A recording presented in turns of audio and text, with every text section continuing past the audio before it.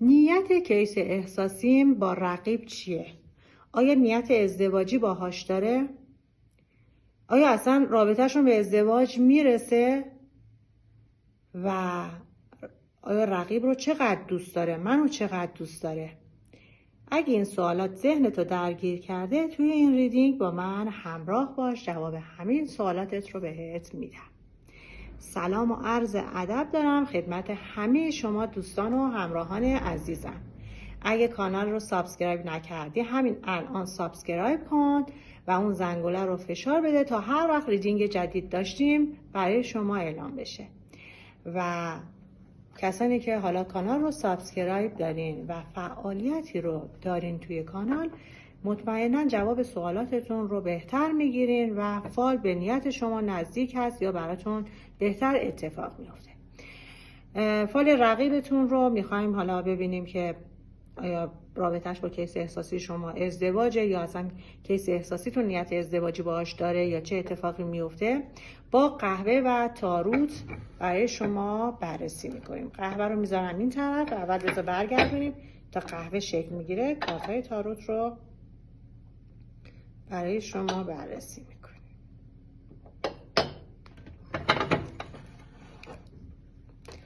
خب بسم الله الرحمن الرحیم. نیت کن و کسانی که رقیب دارین ببینیم که نیت کیس احساسیتون به رقیب چیه، چه نیتی رو باش داره.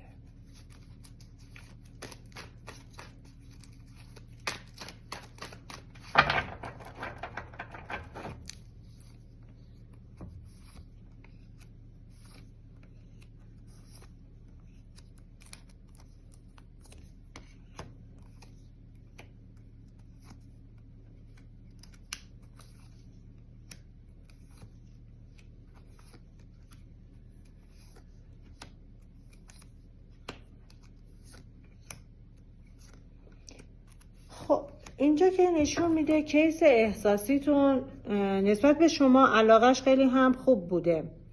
حتی برای خیلی از شما عزیزان کیس احساسی به نیت جدی به سمت شما اومده. یک رابطه حتی قدیمی رو دارین، یعنی رابطه‌ای هست که مدت‌های طولانی شما با هم توی رابطه هستین، حتی یک سری قول و قرارهای ازدواجی رو با هم داشتین، اما یهویی مثل این که یک رقیب اومده وسط رابطه شما و همه چیز رو برای شما خراب کرده و این ازدواج رو برای شما حتی خراب کرده، به هم زده و کیس احساسی رو به سمت خودش کشونده.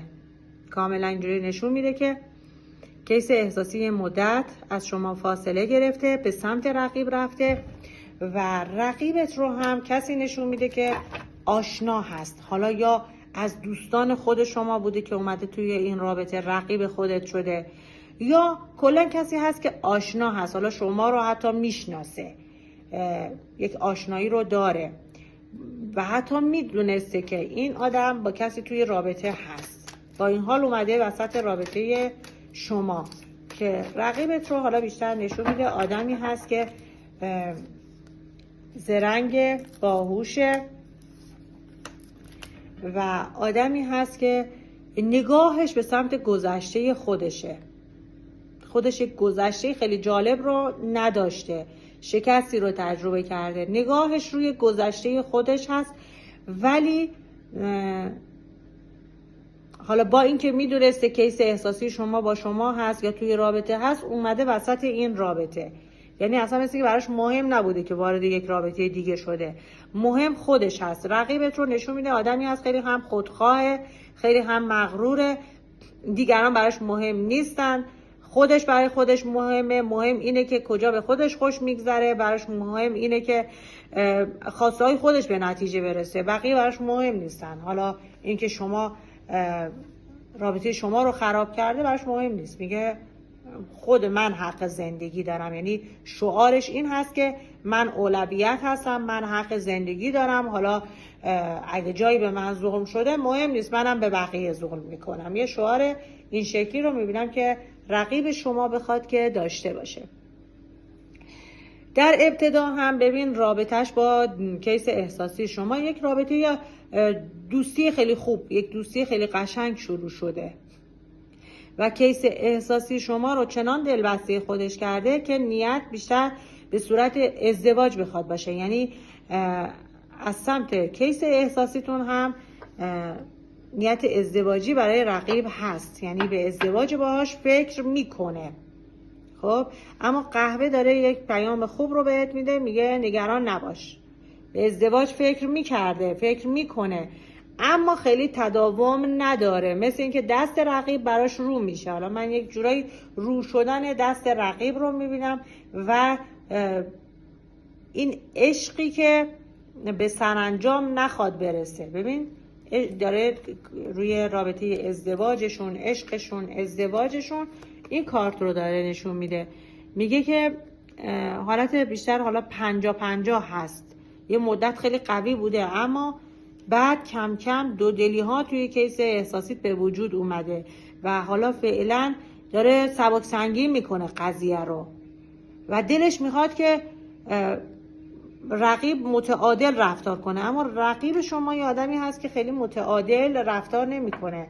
چه خوشگل اینجا خانومی رو میبینم که برای کسانی که رقیب دارین مشخصات یک خانومی رو داره نشون میده که سینه های پر و برجسته ای رو داره و همچنین هیکل پری رو داره. این خانم بینی تقریبا کشیده ای رو داره، قد معمولی توپله پره. این خانم کنارش شکسته، یعنی ازدواج نیست. حالا اگه خودتون حتی این مشخصات رو دارین، حالا من بیشتر به نیت رقیب گرفتم، ولی حتی اگه کسانی هستن خودشون این مشخصات رو دارن ازدواج رو نمیبینم. یا حتی اگه رقیبتون این مشخصات رو بخواد داشته باشه، مخصوصا توی حروف اسمیش نون، ر، ز، سین، شین، این حروف اسمی باشه، میگه اینها ازدواج ندارن.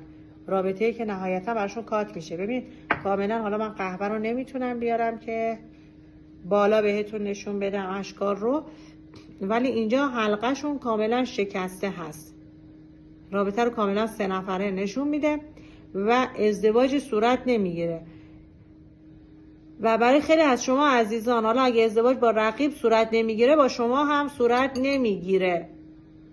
یعنی اینطور نیست که بگم رقیب کیس احساسیتون با رقیب کات میکنه، ازدواج نمیکنه، میاد با شما ازدواج میکنه. میگه این حالتی نیست و اصلا این آدم حتی اگه نیت ازدواجی رو در ابتدا داشته، دیگه یک جای پشیمون شده و دیگه به سمتت هم برگرده. نیتش ازدواج نیست، یک جایی مثل که یک ضربه رو خورده، مثلا از رقیب ضربه رو خورده، دیگه میترسه و به ازدواج فکر نمیکنه. این حالت رو میبینم. رقیب رو برای بعضیاتون حالت کسی میبینم که توی زندگی شکست خورده، یعنی خودش یک طلاق جدایی رو رقیب پشت سر گذاشته و کنارش فرزند داره. حالا اینجا کاملا توی قهوه داره نشون میده رقیبتون کسی هست که خودش طلاق جدایی پشت سر گذاشته، فرزند داره و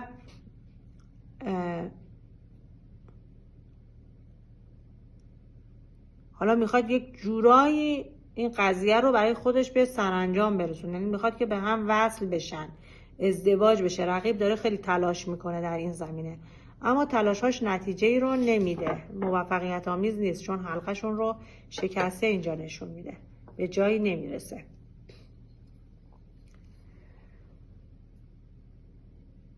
رقیبتون رو اینجا من میبینم خانومی که کارمنده. برای خانوما خانومی رو نشون میده که خانم کارمنده، جای کار میکنه.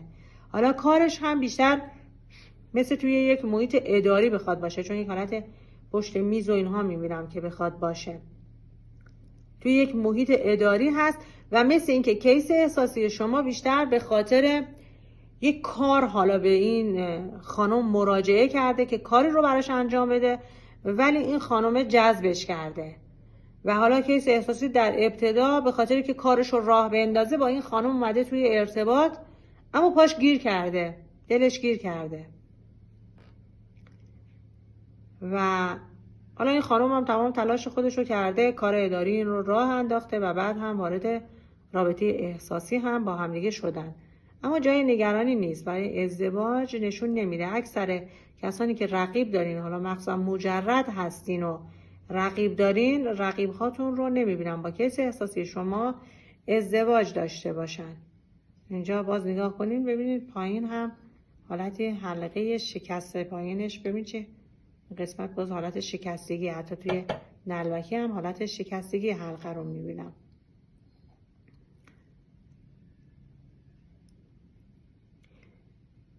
آقای رو اینجا میبینم، آقایی که تقریبا قد معمولی، حتی ممکنه قد مثلا توی آقایون قد کوتاه به حساب بیاد و ریش داره، رنگ پوست روشنی رو داره. اگه کیس احساسیتون این مشخصات رو داره اصلا شخصیت جالبی براش نمیبینم. میگه این آدمی هست که نه تنها با شما نه با رقیب، با هیچ کس درست جفت و جور نمیشه. آدم خیلی با سیاستیه و خیلی هم چشم و رو نداره، یعنی هرچی هم بهش محبت کنی محبت ها رو نمیبینه و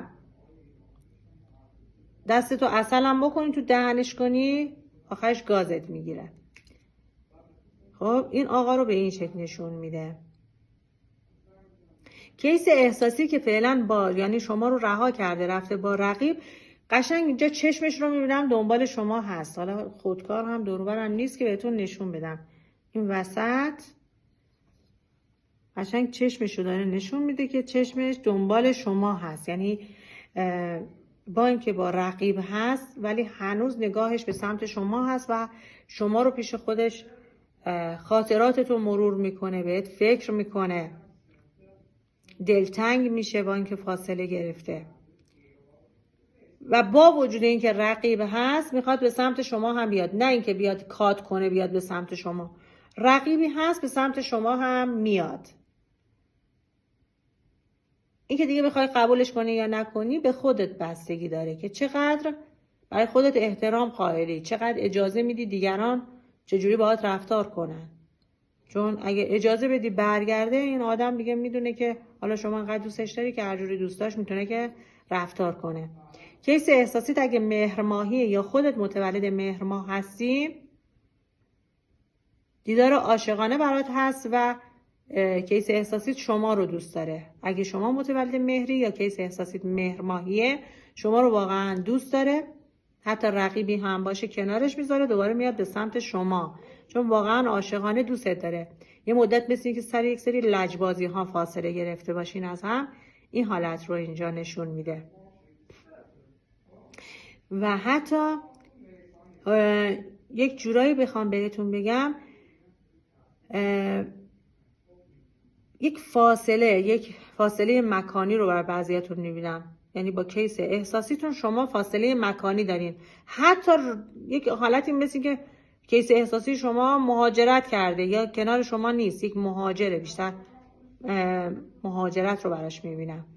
اینجا سند براتون اومده، حتی اگه مهاجرت کرده یا شما رو میبره یا خودش میاد با هم نهایتا این سند کنارتون میبینم امضا میشه. سند ازدواجی دارین، ازدواجی که راه دور برای شما اوکی میشه.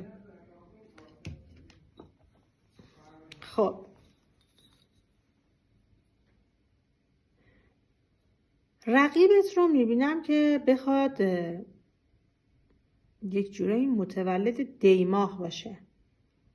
اگه خودتون میدونین که رقیبتون متولد دیماهه، غیر از کیس احساسی شما مثل که با یکی دیگه هم در ارتباط، دو تا شخصیت رو دو طرفش میبینم و دستش برای کیس احساسیتون رو میشه، یعنی بین دو تا آقا هست، با دو تا هم ارتباط داره و دستش رو میشه.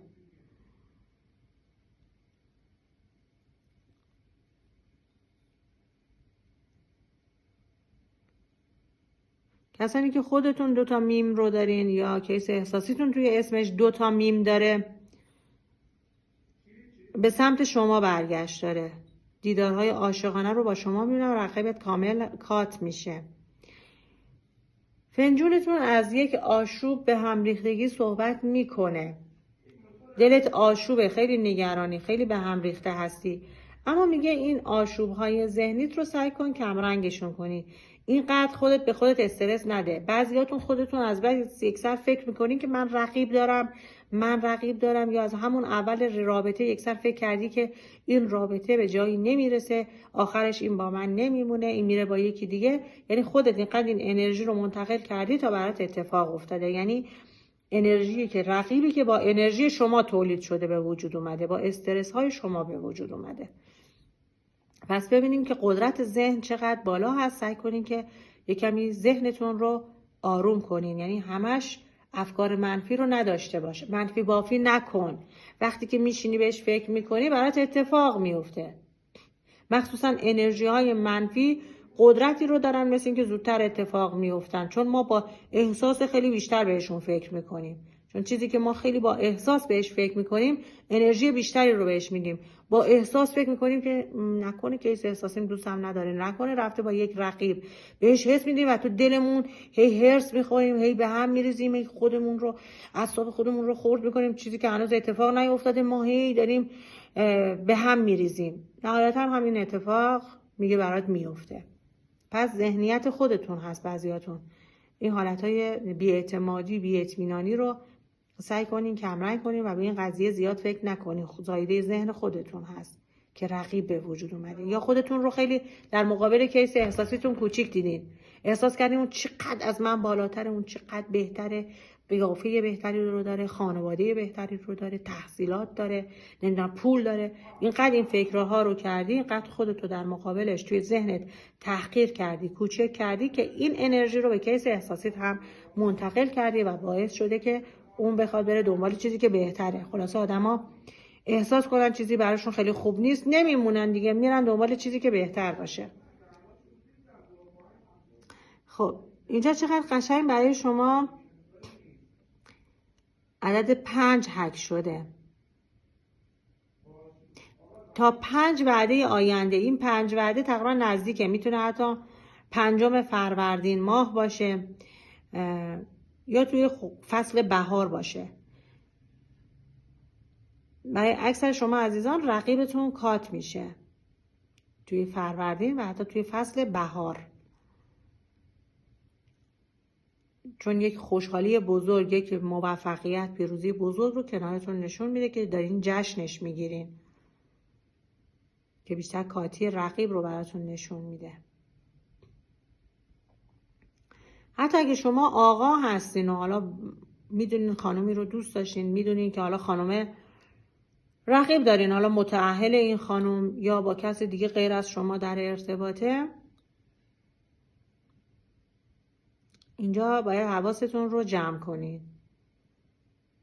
حواستون رو جمع کنین، چون ممکنه یک حالت رسوایی بخواد برای شما اتفاق بیفته، یا رسوایی برای اون خانم اتفاق بیفته. یعنی اگه متأهله پیش همسرش رسوا بشه، یا حتی اگه متأهل نیست پیش شما رسوا بشه که غیر از شما یک نفر دیگه هم هست. چون یک خانم رو میدونم که با 2 تا شخصیت بیشتر حالت متأهل رو نشون میده.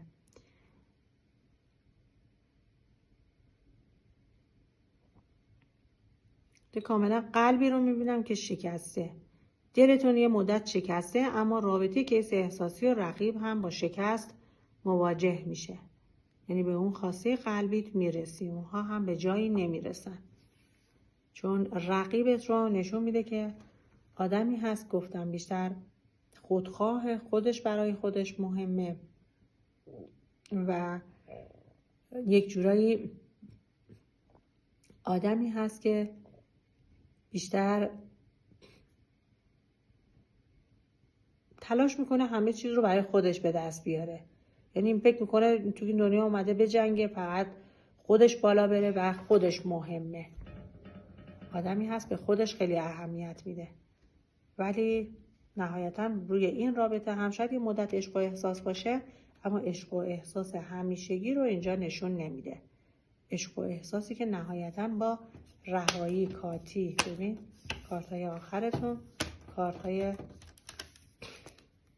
افسردگی، ناراحتی، رهایی، رابطه‌ای که نهایتا تموم میشه، دوباره تنهایی، دوباره کاتی روی رابطه رقیبت هست و به جایی نمیرسه. امیدوارم که این ریدینگ هم مورد توجهتون قرار گرفته باشه. اگه پسندیدین، دوست داشتین، کامنت های خوشگلتون رو واسم بذارین، به من هم انرژی های قشنگتون رو منتقل کنین. دوستتون دارم. با آرزوی بهترین ها برای همه شما عزیزانم. خدا نگهدار.